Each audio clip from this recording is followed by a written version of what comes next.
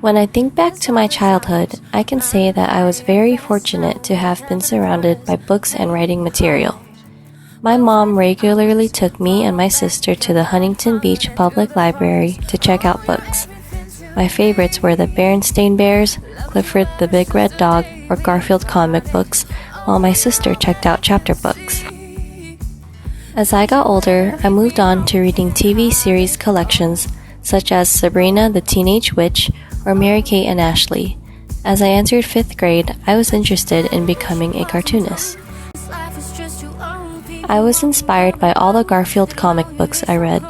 Eventually, I created my own comic strips and checked out books about syndicated cartoonists. I remember having to write daily journal entries in composition books in 5th grade.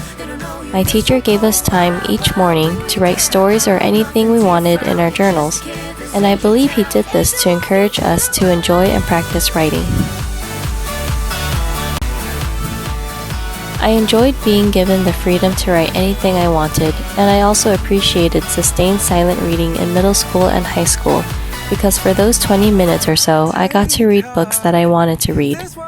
Although I liked the reading selection for school, for example, Greek mythology, Harrison Bergeron, A Separate Piece, The Story of an Hour, Brave New World, The Great Gatsby, and Death of a Salesman, to name a few, I always looked forward to the allotted time for us to read for pleasure.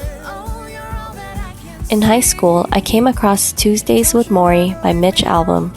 This has been my favorite book ever since. After reading it, I checked out and also bought other books by Mitch Albom.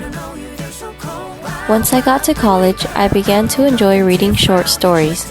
It started with my professor at Orange Coast College, who introduced me to Cathedral by Raymond Carver and A Clean, Well-Lighted Place by Ernest Hemingway. At Cal State Long Beach, Professor Ray Zepeda introduced more short stories by Raymond Carver, and I soon began to note Carver's style of writing and realized he was my favorite short story writer.